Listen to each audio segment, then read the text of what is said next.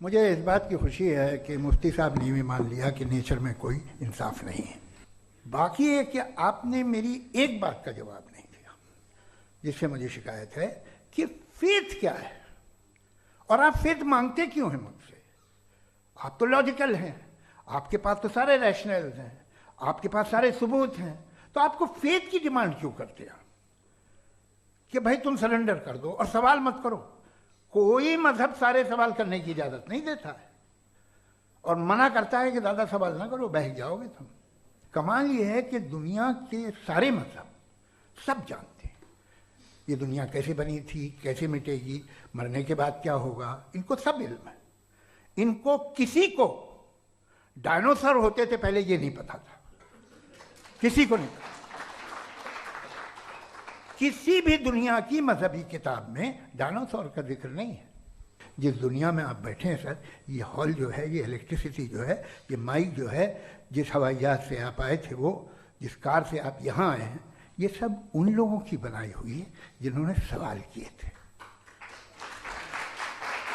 ये दुनिया जिसमें आप आज आराम से हैं, ये उन लोगों की बनाई है कि जिन्होंने सवाल किए थे। और हर स्टेज पे इन सवालों को मकरूह कहा गया था, गलत कहा गया था। तो आज जो बातें आपके जहन से बिल्कुल परे हैं और आप हैरान होते उन्हें देख के, एक वक्त आएगा कि मामूली लगेंगे। और हुआ है, आपकी इंसानी तारीख ही है। इतनी जल्दी सारे फैसले आप मत कर लीजिए, थोड़ा ये ह्यूमिलिटी रखिए कि भाई ये हमें नहीं मालूम।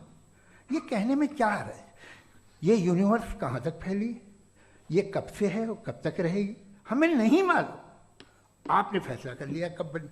ये आपके हिसाब से कोई 14 बिलियन ईयर बनी जो समझा जाता है। उससे पहले हजारों करोड़ों अरबों साल तक खुदा बैठा क्या कर रहा था? खामोश बैठा था, ऐसे ही जमाइयाँ ले रहा था। फिर उसे आइडिया आया, यार एक काम करते, वक्त अच्छा गुजर जाएगा, यूनिवर्स बनाते। सोचिए, तो हम अपनी जहालत से लड़े, उसकी परस्तिश न करें। Thank you so much. तर्कों की श्रृंखला में राउंड 2 के लिए मुफ्ती साहब को आमंत्रित कर रहा हूँ। शुक्रिया। जनाब जावेद अख्तर साहब कई मर्तबा दोहरा रहे हैं कि फेथ का मतलब बताइए, फेथ का मतलब बताइए। मैंने बता दिया, फेथ सही भी होता है, गलत भी होता है। और आज हम फेथ पे बात नहीं कर रहे, हम ट्रुथ और डज गॉड एग्जिस्ट पे बात कर रहे हैं। क्या डज गॉड एग्जिस्ट, ये ट्रुथ यानी गॉड है या नहीं है, इसमें से दोनों ट्रुथ क्या है। अब आप उसे फेथ कह लें, बिलीफ कह लें, नॉट माई बिजनेस। उसके बाद आपने कहा कि भाई सवाल करने से मजहब रोकता है। मैं कहता हूं जो रोकता है वो रोकता होगा, मैं नहीं रोकता। बल्कि सवाल करें, सवाल करना चाहिए। सवाल कर करके तो हम आगे बढ़ते हैं, तरक्की करते हैं, और इसीलिए मैं आज यहां पे आया हूं। लेकिन सवाल सिर्फ खुदा से नहीं होगा, आपसे भी होगा। सवाल एथिज्म से भी होगा, सवाल सिर्फ मजहब से नहीं होगा, सबसे होगा। और आज मैं सवाल करूंगा और उम्मीद है कि आप जवाब देंगे। अभी तक आपने वैसे कॉन्टिंजेंसी आर्गुमेंट का कोई जवाब नहीं दिया है। चलें, आपने कहा यूनिवर्स के बारे में इटर्नल क्यों नहीं बोल देते। ये चूंकि लॉजिकली पॉसिबल ही नहीं है कि यूनिवर्स इटर्नल हो। यूनिवर्स एक कॉन्टिंजेंट चीज है जो टाइम एंड स्पेस के पाबंद है, टाइम एंड स्पेस से बाउंड है। जो टाइम एंड स्पेस से बाउंड होगा वो कॉन्टिंजेंट होगा, जो कॉन्टिंजेंट होगा वो उसकी बिगिनिंग हुई होगी, जिसकी बिगिनिंग हुई होगी वो इटर्नल नहीं हो सकता। ये तो कॉमन सी बात है। आपने कहा कि किसी मजहबी किताब में डायनासोर का जिक्र नहीं है। अफसोस कि आज तक किसी मैथमेटिक्स की किताब में मुझे डायनासोर का जिक्र नहीं मिला।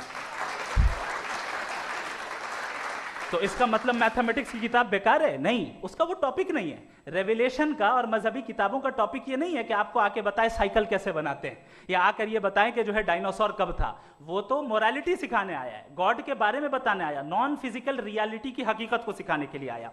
रिलीजियन साइंस को रोकता है? नहीं रोकता। अगर रोकता है तो गलत करता है। रिलीजियन साइंटिज्म को रोकता है, जिसमें हमारे जावेद साहब मुख्तल हैं। साइंस और साइंटिज्म में फर्क है।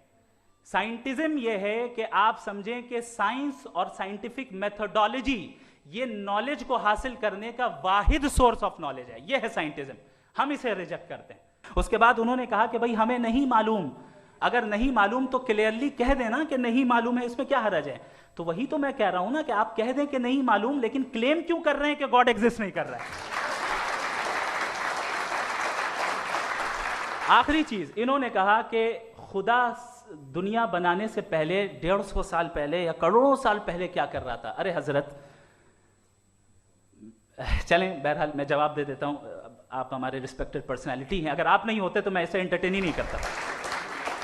टाइम, ये 100 साल पहले या 100 साल बाद, पहले बाद में अभी, ये वो अल्फाज हैं जिनका ताल्लुक टाइम से है। टाइम शुरू ही हुआ है यूनिवर्स की बिगिनिंग के बाद, तो उसके पहले खुदा क्या कर रहा था, सवाल इलॉजिकल है, ये फेलेसी है। यानी आप ये कह रहे हैं कि यूनिवर्स के बनने से पहले खुदा क्या कर रहा था, टाइम के बनने से पहले, पहले का ताल्लुक टाइम से, टाइम उस वक्त था ही नहीं, तो ये सवाल ही इनवैलिड है खुदा के ताल्लुक से। इसकी एक मिसाल आप ले लें। एक कार है, एक साहब ने देखा कि भाई कार जो है उसके व्हील्स कितने अच्छे लगे हुए हैं, सही जगह पे, स्टीयरिंग जो है कितने अच्छे जगह पे लगी हुई, और सीट्स कितने वेल डिजाइंड है, कितनी प्रिसाइजली ये कार काम कर रही है, तो जरूर कोई ना कोई इसे क्रिएट किया है, किसी ने क्रिएट किया है। अब जावेद साहब आए और कह रहे जनाब बोनेट खोलिए, इसमें इंजन है, इंजन इस कार को चला रहा है, hence prove no one has created the car. This is illogical. Science हमेशा फिजिकल वर्ल्ड की चीजों को ही फिल करती जाएगी और फिजिकल चीजों से ही करती जाएगी, चूंकि एम्पेरिकल एविडेंस का ताल्लुक फिजिकल वर्ल्ड से है। आप साइंस के जरिए मेटाफिजिकल रियलिटी को कभी साबित नहीं कर सकते, ये रॉन्ग टूल का इस्तेमाल करना है। ये वही काम है कि आप मेटल डिटेक्टर से प्लास्टिक डिटेक्टर करने चलें, जो कि जाहिर है सही नहीं है। थैंक